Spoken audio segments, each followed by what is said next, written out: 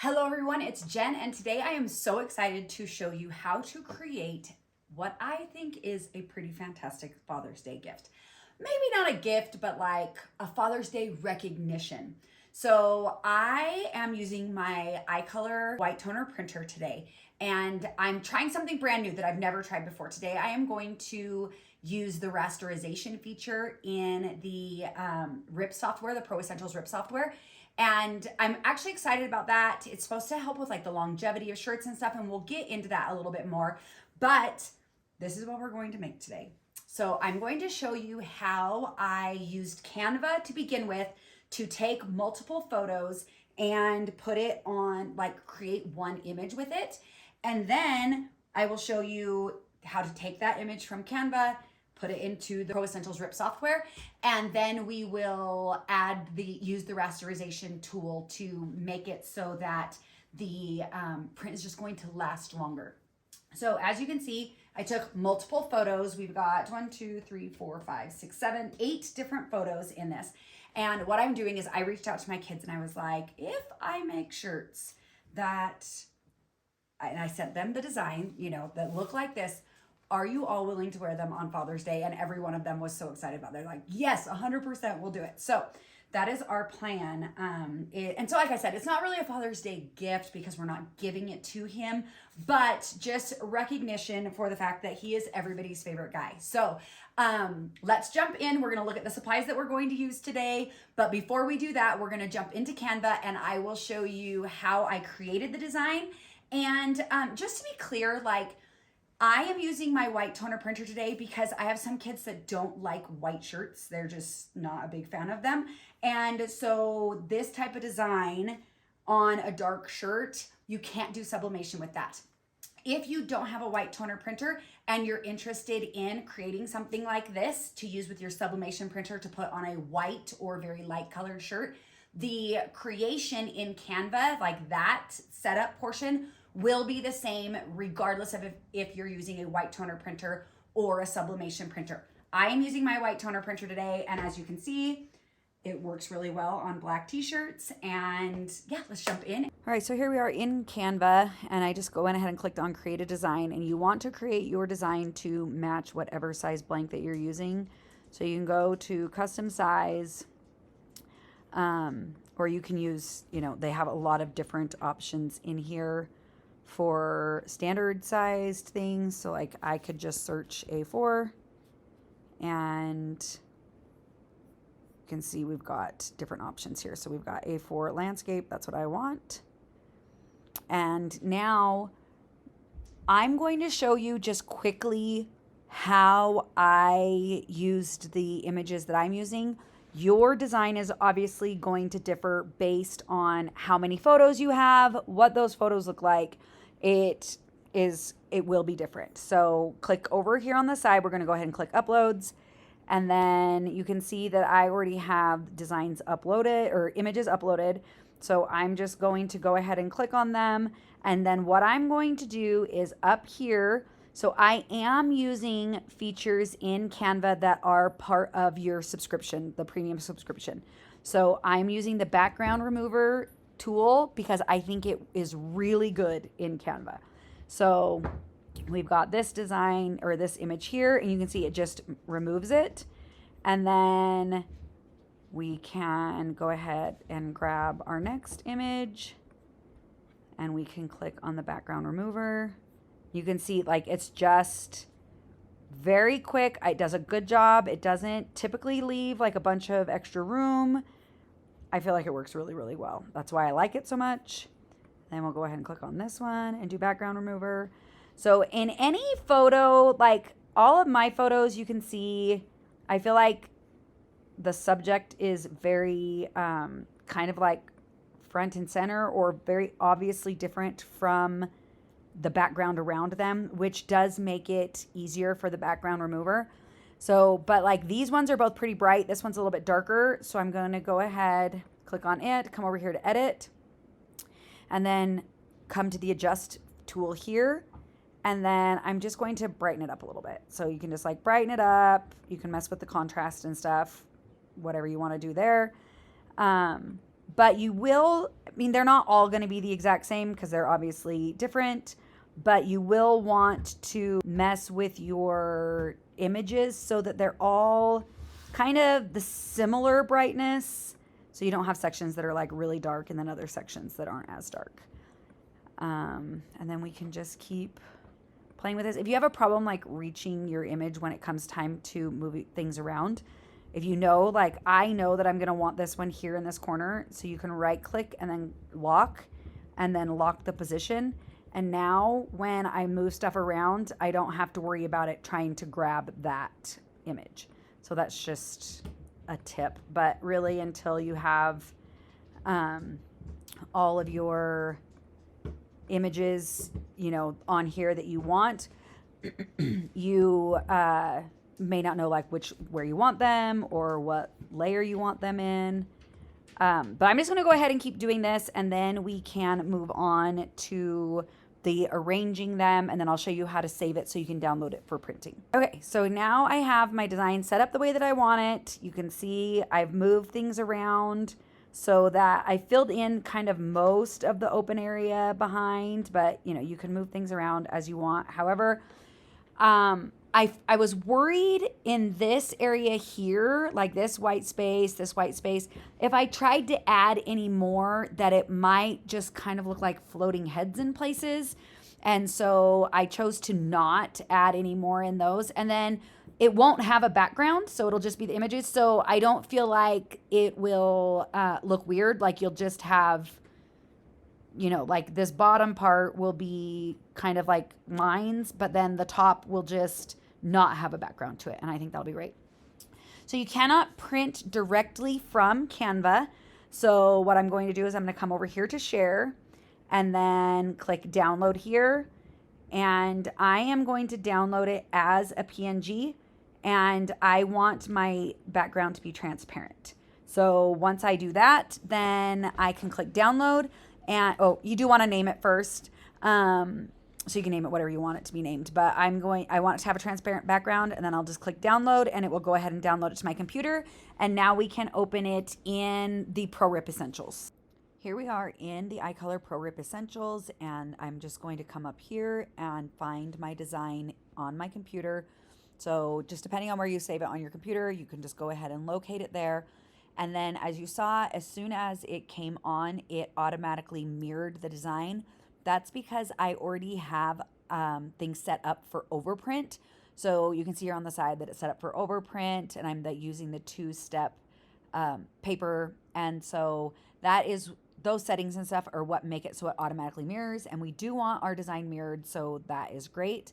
Then the next thing that I am going to do is come up to the top here and go ahead and click on artwork, and then I'm going to rotate my image, and then I'm going to come down here, and this is just going to fill like the whole screen or the whole canvas. I like to use this just so it will make it nice and easy on me for resizing and stuff, but I don't like my image to be quite as big as my film, because your adhesive layer, the adhesive sheet, the B sheet, is slightly smaller than the film that we print on, and I just don't want it to be too close to the edges of that. So you can see that I just made it a little bit smaller so it's not right up against the edges. Everything looks great here. So now we're going to come back over to print settings, and this is where I am going to play with the rasterization. So down here, this area, iColor has made it really simple in this program. It is literally like point and click at this point. So I can just come down here, click on this section, and then what that's going to do is open a new window. So from this window here, you can see that the image looks a little bit different, and there are a lot of options on here. So we can come over here and click on add, to add the color that we want to go ahead and remove, and we can also change, or that we want to add the rasterization to. We can also change the shape. I have tried it with round, and it did not go well for me, and I heard that lines are easier. So I am going to come here, I'm going to change that to line, and you can also like change the angle, change the size, all of those different things. And we can like play with this as we go on. But for now, I'm just going to go ahead and start with where we're at. So I'm going to click here, and then I love this whole process because you can just click where you want, like what colors you want to make changes to. If you want to do it to the entire image, there's a lot of options in here, but it's still very easy. So we're going to click here, and then that's going to open this up. We're going to say yes. And then there are different options. So you can do the entire graphic. You can do a single color for the entire graphic. You can do little areas only. There are a few different options here. I am going to try really hard to not do anything that impacts faces. So I have done the like individual color for the entire graphic. I'm going to go ahead and try doing just a certain area. So that still lets you pick the color, but you're just picking the color in that area. So you might be able to tell like the lower shirt, the shirt here, if I pick that, it's a white shirt, but in this picture it has like a little bit of a pinkish to it. And I don't want to run the risk of that like pulling some stuff from the faces. So I'm going to now click on that I want to pick a color from the graphic because I don't know my like color code. Now click there and we can update our preview. So if you want to be able to see like where the lines are at, you do need to update the preview. If you're going to add it to a bunch of different areas, you can like do those areas and then update the preview once. It can take a little bit of time to update the preview, and the more areas that you have, the longer that that's going to take. So then we can click up here and it will display the preview for us so we can see what our lines are going to look like. So that's just click up here, and then on the side here, this other little window pops up and there's a little square in the corner. You have to drag that around. I do wish this was just more like I could point and click, but you can drag that down and now we can see where those lines are going to be. Now on my image, the background is black because that is the color of shirt that I'm putting it on. So I want an idea of what that's going to look like. So you can see that it added it to the shirt, but it's not anywhere else in the image. And then we can just go ahead and repeat this process for as many different colors as we want. So you need to go back to the display, get rid of the like preview, go back, and then we can select again. Just follow those same steps again. Again, you can change it. So like if I was like, okay, everything, you know, like I'm fine with the blue or I'm fine with the gray, and I want to do it for the entire image, you can do that. You can also change the tolerance. So once you have like selected your color and everything and stuff, once it's done the process, you can click on that again, and then gives you the opportunity to go through and change the tolerance so that it picks up more. Because you can see like with this image, like it's a gray sweatshirt, but it's pulling like a lot of different kind of gray colors. So if I want it to get more of the sweatshirt, not just the sections that are that exact color code, then I can select the color like we're doing here, and then that tolerance window pops up and I can increase that, and that will give me the ability to have more of that gray sweatshirt with the rasterization done to it without having to pick more colors over and over again. So now I'm just going to go ahead and continue to repeat this process for more of the darker colors. I did do the one like white section of the shirt just because I want to see what that's going to end up looking like with the black underneath it with those lines.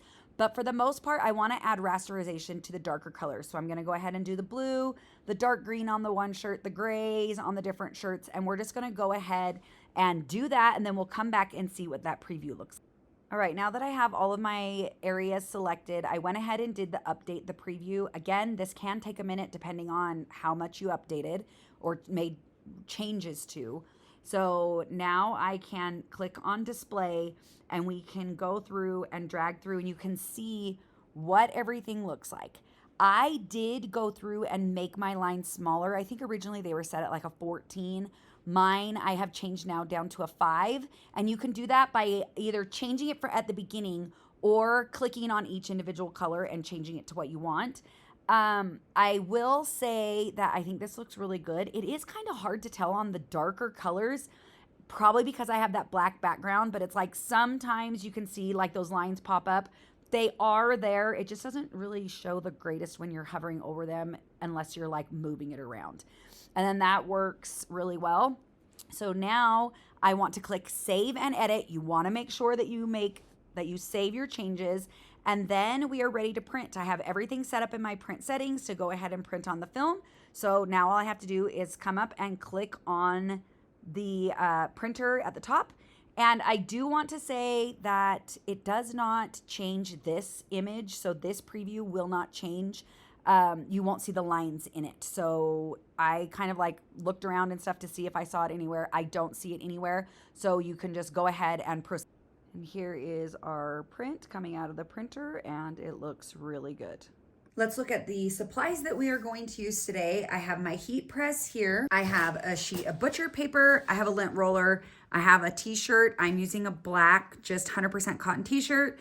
I have some heat resistant tape, my prints, the T-Seal finishing sheet, a piece of cloth, and you'll see what this is used for during the pressing process, and then a pair of scissors. So that's everything that we need to go ahead and get moving on our project. I did want to show you what the print ended up looking like with those lines in it. So they're almost hard to see. They're a little bit more noticeable here on the shirt, but from a distance, I don't think that you're going to notice them at all. So when I put this against the black, you can see it a little bit better where that is showing through. And when I put it against the white,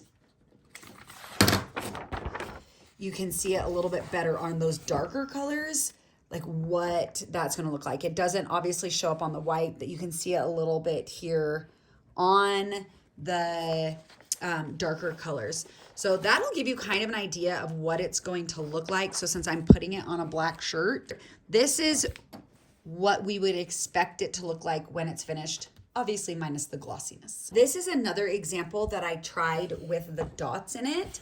So you can see the dots really well here on the hat, but the dots I did not have very good success with. You can see here on the back that this is after I transferred the adhesive over, that some of the dots are open, but a lot of them, the adhesive stuck there.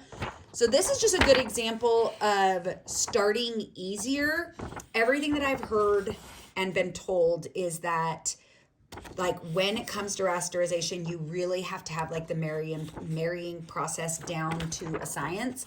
And I'm still learning. So these holes were probably a little bit too small. And I also learned that if your pressure is too high on your heat press, that it can actually push that adhesive into the holes. So I am going to actually reduce my pressure a little bit this time and hope that we don't have any of this problem with the line rasterization. So I have my heat press heated up. I have it set at 310 degrees for 120 seconds, and I have been preheating it closed. So you want to preheat it closed for about 5 minutes so that your bottom platen gets nice and heated up. So I have my print, and we're going to put it ink side up, so film side down here in our press. And then this is the B paper, the adhesive paper. You can see that it has a yellow grid on the back. We're going to go ahead and take that and place it on top. You do want to make sure that your whole print is covered, which I have the whole print covered, but you can see here, so you can see here that the adhesive paper is slightly smaller than the film, which is why I told you before that I like to go ahead and make sure that my print is just not going edge to edge. So now we need to cover with butcher paper. So I have a piece of butcher paper here. We're just gonna lay that over the top, and we'll slide this back in, and we'll go ahead and press at 310 degrees for 120 seconds. All right, so our time is almost up. Go ahead and lift that, move this over to the side. And now I'm going to take that black cloth and we're just gonna rub it on here for about 5 seconds. rubbing it over the entire surface. We want to do all of this while things are hot, so we are not going to remove it from the bottom platen. I am gonna slide this over to the side so I can hold the bottom here, and then we are just going to quickly but smoothly peel back.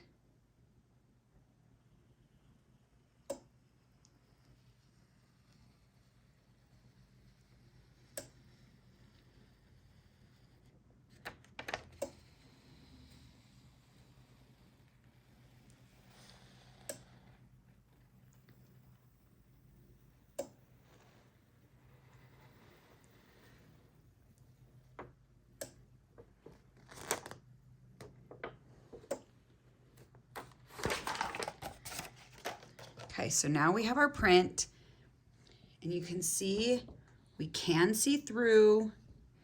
If I put the black back here, that will help you see a little bit better.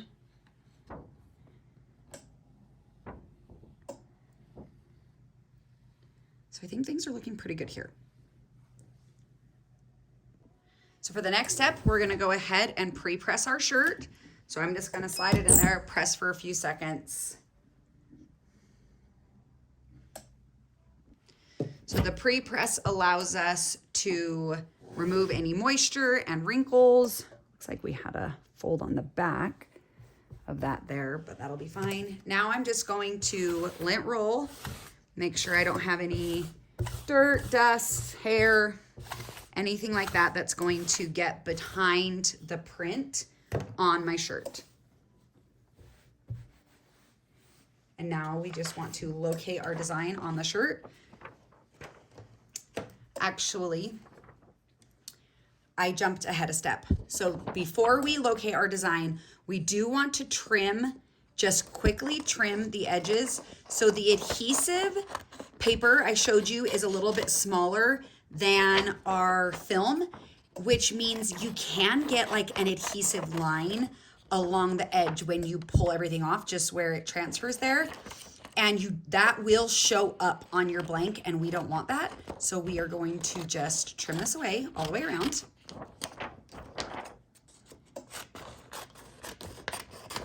And now we're ready to locate it. So I do like, you can take your print, especially in this print, I feel like, you know, we have a pretty obvious sides here. So I'm just gonna line those up, and you don't wanna crease the print, but you can crease the film to give you a center line marker. And then I like my designs, especially designs like this, to be about 3 fingers low. It's totally up to you. I just think that looks good, so that then it's like, you can see the armpit like level is here, then your design is like right across the chest.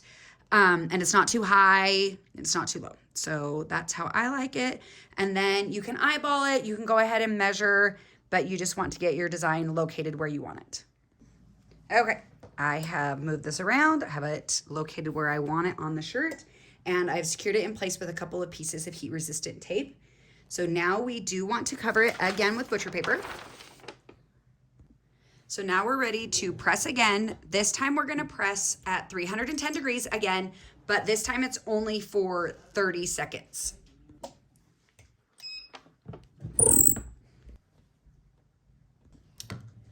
So our time's almost up. Now we can go ahead and slide this out. We're going to remove this. And now we want to allow this to cool completely before we try to remove the carrier sheet film. We do not want to peel it while it's still warm. I find that the process is much quicker if I move it off of my heat press over onto a cool surface. So I'm gonna move it over to the table, and then we'll come back when it's cool. All right, this is completely cool now. So to remove the carrier sheet, all we're gonna do is first we're gonna remove our couple of pieces of tape. And now we're just gonna start in one corner, and we're just going to roll it away. If your print is cool, you'll find that this process is quite simple.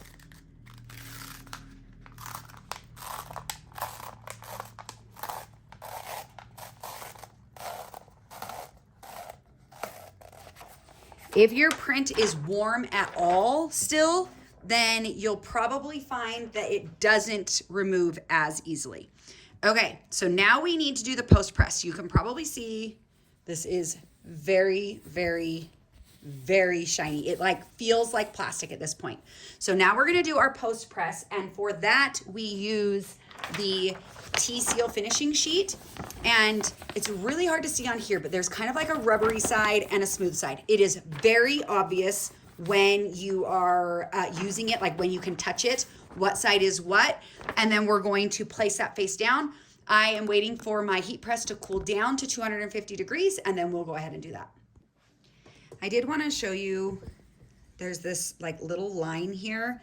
In the past, when I've had a little line like that, after doing the post press, that has gone away. So we're just going to go ahead and proceed, and it should be fine. Okay, my heat press is now at 250 degrees. I've got my shirt here. So now I'm going to take that T-Seal finishing sheet, place it over the top, and then we're gonna press at 250 degrees for 20 seconds this time.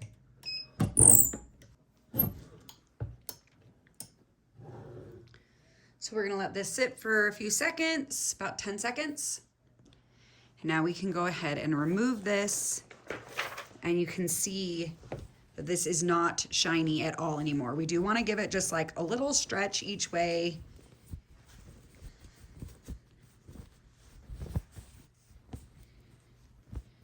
And there is our finished shirt.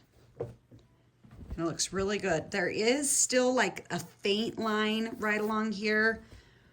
I'm gonna have to figure out why that happened. I had that happen on another one. And obviously if I was making these to sell, I would not want that on there. We are just using these. So like, I don't feel like it's noticeable from it. I mean, unless you're right up on it, you can't. And it's even kind of hard to see here, but there is still just like the faintest line right along there. But it turned out really good. You can see the black through, but I don't feel like it detracts away. And I do think that making sure that we didn't have it coming up into any of the faces helps a lot with being able to still see the photo really well. Okay, now that we're done and you've seen how to do this, I wanna know, are you gonna be making these yourself for Father's Day? I also think it would be really fun to do. So when I was thinking about like rasterization and like when and why I would use it, I immediately, like what came to my mind was like concert t-shirts. And I feel like this is almost like a concert t-shirt for my husband. Like, you know, like my favorite guy on my shirt. I think it's so fun. And what the rasterization does, so I've seen people like asking questions and stuff about that. What it does is it helps the longevity of the white toner print on your shirt. So unlike sublimation, white toner does have that adhesive layer, and so it sits on the surface. Now, when we do that post press with the T-Seal sheet, that really does help it like bind into like the fibers of the shirt, but it's not the same as sublimation where you have the like the ink becoming part of the shirt.